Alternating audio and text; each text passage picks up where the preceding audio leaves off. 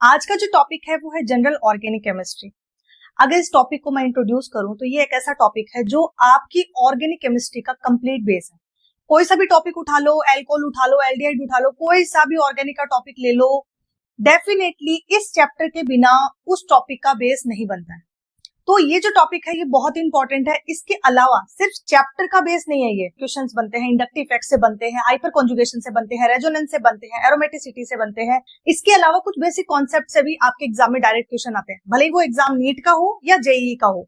तो हम स्टार्ट करने वाले हैं बच्चों सबसे पहले इसके इंट्रोडक्शन से। अगर हम बात करें ऑर्गेनिक कंपाउंड की, ऑर्गेनिक कंपाउंड मतलब ऐसे कंपाउंड जो कार्बन के बने हुए हैं। जो ऑर्गेनिक कंपाउंड है ये लिविंग के अंदर भी हो सकते हैं, नॉन लिविंग के अंदर भी हो सकते हैं। आप अपने चारों तरफ देखो, ठीक है, कोई पक्षी उड़ रहा होगा, कोई इंसान जा रहा होगा, कोई मच्छर उड़ रहा होगा, सब कुछ कार्बन के बने हुए हैं। ये तो सारे लिविंग है तो डेफिनेटली कार्बन के बने हुए हैं। लेकिन जनरली नॉन लिविंग भी क्या होते हैं, कार्बन के बने होते हैं। लेकिन जैसे बात करें पानी की, H2O की, ठीक है, इसमें तो कार्बन नहीं है, यस, वो ऑर्गेनिक कंपाउंड भी नहीं है। तो नमक की बात करें NaCl की, तो वो भी ऑर्गेनिक कंपाउंड नहीं है। ऑर्गेनिक कंपाउंड का मतलब ही है कि जिसमें कार्बन मिले आप, कि कार्बन एलिमेंट में ऐसा क्या है कि वो इतनी सारी जगहों में प्रेजेंट है, इतनी सारी चीजों में प्रेजेंट है। ओके, कुछ तो इसमें अलग बात होगी ना। और क्या कार्बन के अलावा दूसरे भी कोई एलिमेंट है जिसके अंदर ये प्रॉपर्टी मिलती है? तो बच्चों इस चीज को समझो, कार्बन से बने हुए कंपाउंड मिलियंस के अंदर है, ठीक है। साइंटिस्ट खूब रिसर्च कर रहे हैं इसमें, मिलियंस के अंदर है। पर इसका मिलियंस के अंदर होना एक प्रॉपर्टी पे डिपेंड करता है, उसको बोलते हैं केटेनेशन। केटेनेशन का मतलब क्या है कि ये जो कार्बन है ये दूसरे कार्बन से क्या कर सकता है, एक बहुत स्ट्रॉन्ग बॉन्ड बना सकता है। मतलब खुद का बॉन्ड खुद के साथ में इसका क्या होगा, काफी स्ट्रॉन्ग होगा। इसको बोलते हैं केटेनेशन। क्या ये प्रॉपर्टी दूसरे एलिमेंट में नहीं है क्या? ठीक है, इसके अंदर है तो क्यों है? कार्बन कार्बन खुद से बॉन्ड बनाएगा, केटेनेशन होगा, तो यहाँ पर कार्बन रिंग भी बना सकता है। As you can see in the screen कि कार्बन ने चेन भी बना रखी है, कार्बन ने रिंग भी बनाया हुआ है, और कार्बन ने बच्चों यहाँ पर ब्रांच्ड कंपाउंड भी बनाया हुआ है। तो मतलब हमारे पास ऑर्गेनिक कंपाउंड में बहुत सारा वेरिएशन मिलता है, ठीक है।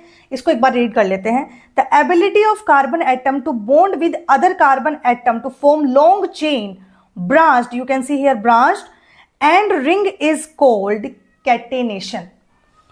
This property allows carbon to form millions of different compounds. Yes, इसके इसी प्रॉपर्टी की वजह से मिलियंस के अंदर बहुत सारे आप ऑर्गेनिक कंपाउंड्स बना सकते हो। लेकिन कार्बन में ऐसी बात क्या है कि कैटेनेशन दिखा रहा है? कैटेनेशन दिखाने का रीजन है कार्बन के अंदर कि कार्बन का बच्चों जो साइज होता है ना वो छोटा होता है, ठीक है। सेकेंड पीरियड के अंदर कार्बन का एलिमेंट आ जाता है। इसके अलावा जो कार्बन कार्बन का जो बॉन्ड होता है ना वो बहुत स्ट्रॉन्ग बनता है, न्यूक्लियर अट्रैक्शन की वजह से बहुत स्ट्रॉन्ग बनता है, ठीक है। तो इसीलिए कार्बन में कैटेनेशन पावर अच्छी होती है, इसकी वैलेंसी 4 होती है। अभी हम इसके बारे में बात करेंगे। ऐसा ही एक एलिमेंट सिलिकॉन भी होता है, सल्फर भी होता है, ये भी ऐसे एलिमेंट होते हैं जो कैटेनेशन दिखाते हैं। लेकिन अगर हम बात करें सिलिकॉन की, तो सिलिकॉन थर्ड पीरियड से आता है, सल्फर भी थर्ड पीरियड से आता है, मतलब साइज तो इनका बड़ा ही है, तो जिस वजह से इनकी ओवरलैपिंग ज्यादा अच्छी नहीं होती है। तो थोड़ा बहुत कैटेनेशन ही दिखाते हैं, लेकिन कार्बन जितना नहीं दिखाते हैं, ठीक है। अब बात करते हैं हम आगे के, क्योंकि जब मैं हाइपर कॉन्जुगेशन की बात करूंगी, रेजोनेंस की बात करूंगी, तो डायरेक्टली बोलूंगी कि इनके पास वैकेंट ऑर्बिटल होता है। तो आपको ये समझ में आना चाहिए वैकेंट ऑर्बिटल, कौन सा वैकेंट ऑर्बिटल होता है, ठीक है। इसे समझने के लिए ये ऑर्बिटल व्यू को समझना बहुत जरूरी है। ऑर्बिटल व्यू स्टार्ट करने से पहले कार्बन की कुछ बेसिक चीजों का पता होना चाहिए, उसके बारे में हम बात कर रहे हैं। बच्चों कार्बन के पास में 4 वैलेंस इलेक्ट्रॉन होते हैं। वैलेंस इलेक्ट्रॉन 4 हुए, ये कैसे पता चला? इसके इलेक्ट्रिक कॉन्फ़िगरेशन से पता चला। कार्बन का इलेक्ट्रिक कॉन्फ़िगरेशन होता है 1s2, 2s2, 2p2। तो देखो ये इसके आउटर मोस्ट सेल है, आउटर मोस्ट सेल में 4 इलेक्ट्रॉन है, तो मतलब 4 वैलेंस इलेक्ट्रॉन यहां पर है। जब ये 4 वैलेंस इलेक्ट्रॉन है तो इसकी वैलेंसी भी कितनी बनेगी? 4 बनेगी। लेकिन ये जो 4 वैलेंसी बनती है इसमें क्या फर्क है? जब आप इलेक्ट्रॉन भरोगे ना तो 2 के अंदर जो, जैसे मान लो मैं यहाँ पे वैलेंस इलेक्ट्रॉन को कंसिडर करके चल रही हूँ, ठीक है, आपके पास होना ये चाहिए कि ये 2s है, ये 2p है, आपके पास इलेक्ट्रॉन इस तरीके से अरेंज है। लेकिन बच्चों 2s और 2p के अंदर एनर्जी गैप बहुत कम होता है, तो 2s के इलेक्ट्रॉन बहुत आराम से 2p में जंप कर जाते हैं, ठीक है। तो रियल में जब ये बॉन्डिंग में पार्टिसिपेट करता है तो इसका ऑर्बिटल हमें कैसा दिखेगा? इसका ऑर्बिटल हमें दिखता है ऐसा। ये है 2s का इलेक्ट्रॉन और ये है 2p के इलेक्ट्रॉन, ठीक है। 4 इलेक्ट्रॉन भर दिए, अब ये बॉन्डिंग के लिए रेडी है, अब ये बॉन्डिंग में जाएगा। तो बच्चों जैसे मान लो कार्बन की वैलेंसी यहाँ पर 4 है, 4 बॉन्ड ये बना रहा है, तो यहाँ पर जब कोई कार्बन इस तरीके से अरेंज होता है, फॉर एग्जाम्पल ये जो मैं दिखा रही हूं, मान लो कार्बन ऐसा बॉन्ड बनाया कि उसकी स्ट्रक्चर टेट्राहेड्रल है, तो टेट्राहेड्रल है, तो टेट्राहेड्रल के अंदर मान लो हाइब्रिडाइजेशन sp3, अभी हम इसके बारे में बात करेंगे, तो इसके जो बॉन्ड होंगे टेट्राहेड्रल में वो कैसे अरेंज होंगे, तो दो बॉन्ड, फॉर एग्जाम्पल ये एक प्लेन है, तो दो बॉन्ड प्लेन के अंदर होंगे और दो बॉन्ड प्लेन के परपेंडिकुलर अपोजिट डायरेक्शन में होंगे, ये बोलते हैं टेट्राहेड्रल। यहां पर इसका जो बॉन्ड एंगल होगा वो 109.5 डिग्री होता है। ठीक है बच्चों, मतलब कार्बन ने 4 बॉन्ड दिखाए, चारों बॉन्ड अलग अलग डायरेक्शन में इस तरीके से अरेंज है और इनके बीच का बॉन्ड एंगल 109.5 डिग्री है। ये बहुत बेसिक बात हो गई। अब आपको मैं ऑर्बिटल व्यू दिखाने से पहले इथेन, इथेन, इथाइन का इसका इलेक्ट्रिक कॉन्फ़िगरेशन दिखा दूं कि कैसे अरेंज रहता है। ठीक है, तो बच्चों जब यहां पर फॉर एग्जाम्पल हम इथेन की बात कर रहे हैं, इथेन, इथेन मतलब हमारे पास है CH3, तो हाइब्रिडाइजेशन जब भी होता है ऑर्बिटल, मतलब जब मिक्सिंग होती है ना, तो सेंट्रल ऑर्बिटल जो रहता है, सेंट्रल एटम जो रहता है, उसकी ऑर्बिटल की मिक्सिंग होती है और हाइब्रिड ऑर्बिटल बनते हैं। जितनी ऑर्बिटल की मिक्सिंग होती है उतने ही हाइब्रिड ऑर्बिटल बनते हैं, ये बात मेरी ध्यान रखना। ठीक है, तो फॉर एग्जाम्पल हमारे पास इस कार्बन की मिक्सिंग हो रही है, ये कार्बन सेंटर एटम है, इसकी मिक्सिंग हो रही है, ये भी सेंटर एटम है, इसकी भी मिक्सिंग हो रही है। तो बच्चों जब इस कार्बन की मिक्सिंग होगी तो वो कैसे होगी, इसको समझते हैं। तो देखो हमारे पास ये इलेक्ट्रिक कॉन्फ़िगरेशन है, इस चीज को देखना, p ऑर्बिटल 3 डायरेक्शन में ओरिएंटेड होते हैं, px में, py में और pz में।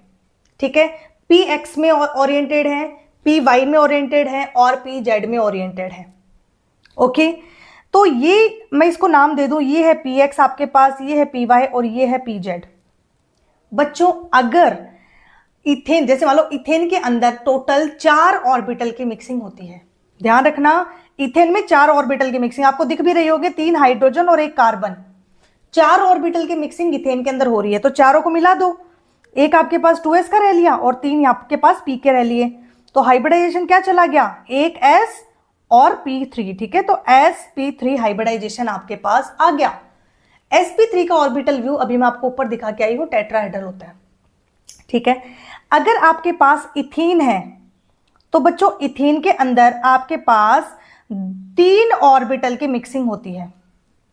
ठीक है, देखो 2p और 1 कार्बन की, दूसरा बॉन्ड पाई है, कैसे है, ऑर्बिटल व्यू में हम इसकी बात करेंगे। ठीक है, तो इथीन के अंदर आपके पास 3 ऑर्बिटल की मिक्सिंग होती है, 1 s की और 2 p की। तो ये कैसा दिखेगा आपको, ये ऐसा दिखेगा। फॉर एग्जाम्पल ये हमारे पास 2s है, ये हमारे पास 2p है, तो 2p के ये ऑर्बिटल मिक्स हो गए। ठीक है बच्चों, इन ऑर्बिटल ने हाइब्रिडाइजेशन किया, sp2 बना, प्लस एक p ऑर्बिटल इसके पास वैकेंट है। मोस्ट इंपॉर्टेंट इंफॉर्मेशन है ये कि एक p ऑर्बिटल वैकेंट होता है किसके पास में, इथीन के पास में। अगर हम इथाइन की बात करें तो इथाइन के पास बच्चों एक s और एक p ऑर्बिटल मिक्स होता है। ठीक है, स्ट्रक्चर कैसे होता है इथाइन का, और फॉर्मूला क्या होता है, CH ट्रिपल बॉन्ड CH, ये होता है इथाइन। तो देखो एक आपके पास हाइड्रोजन और एक कार्बन की बॉन्डिंग हुई है सिग्मा वाली, तो 1s और 1p ऑर्बिटल मिक्स हुए, बचे कितने, 2p ऑर्बिटल वैकेंट बचे। इसको समझते हैं ऑर्बिटल व्यू में इस तरीके से। ठीक है, ये आपके पास 2s है, ये 2p है, ये 2p है, तो 2p का केवल ये ऑर्बिटल आपका मिक्स हुआ है, तो ये हाइब्रिडाइजेशन हो गया sp plus 2p orbital vacant है। वैकेंट ऑर्बिटल समझ में आ गए। अब चलते हैं ऑर्बिटल व्यू के ऊपर। सबसे पहले बच्चों हम बात करते हैं इथेन के ऊपर। इथेन का हाइब्रिडाइजेशन था आपके पास sp3 हाइब्रिडाइजेशन था, ऑर्बिटल टेट्राहेड्रल थे, तो देखो ऑर्बिटल टेट्राहेड्रल है। ठीक है, दूसरे वाले कार्बन के ऑर्बिटल भी टेट्राहेड्रल है भाई। ठीक है, और यहां पर 1s और 3p मिक्स होके sp3 हाइब्रिडाइजेशन दिखा रहे हैं।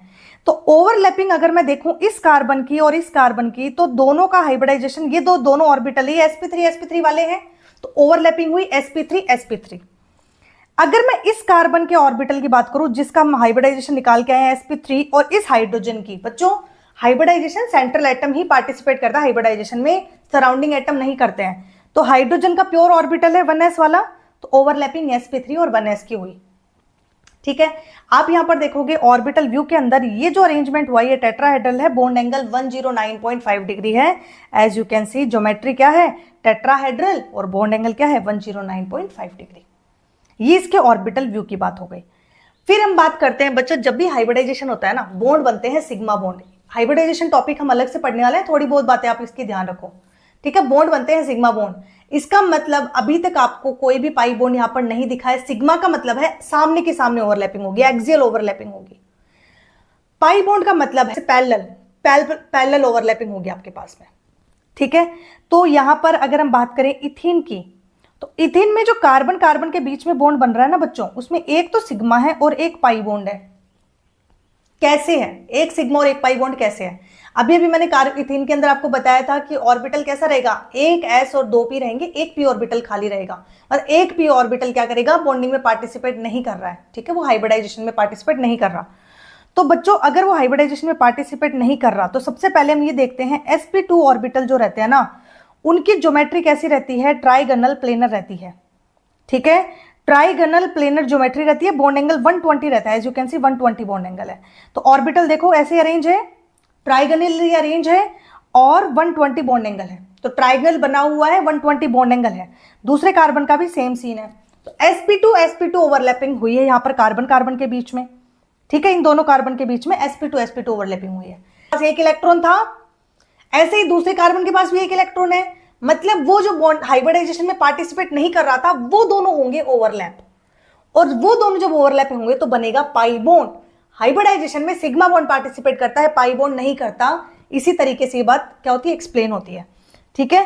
तो इन दोनों ने क्या करा, ये जो पी ऑर्बिटल जिनके पास एक एक इलेक्ट्रॉन थे, ये दोनों ओवरलैप करके कैसे बना दिए, पाई बॉन्डिंग दिखा दी है, ठीक है। इसका मतलब हमारे पास इथीन के अंदर एक सिग्मा और एक पाई बॉन्ड बन गया।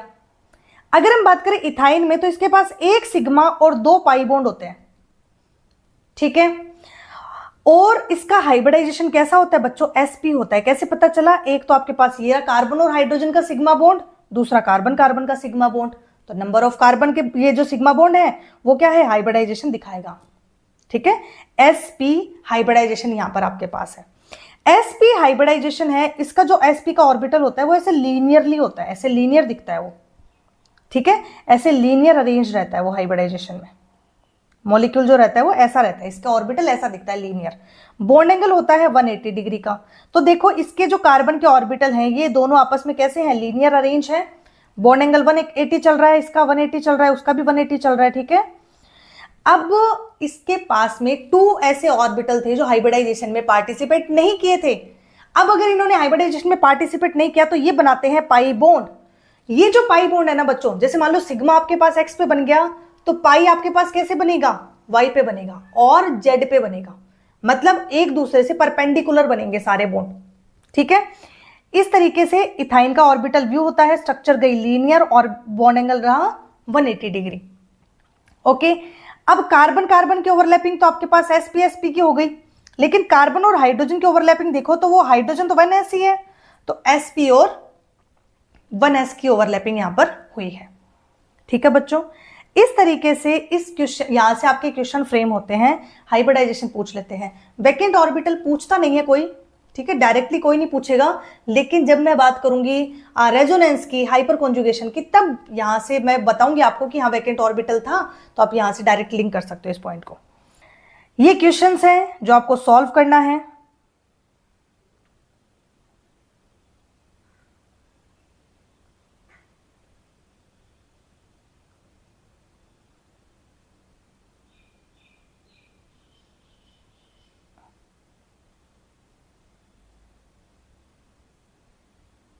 ओके बच्चों, ये क्वेश्चन आपको खुद से सॉल्व करना है। जब आप ये क्वेश्चन सॉल्व कर लोगे तो यहां पर अपने आंसर को मैच कर सकते हो, ठीक है।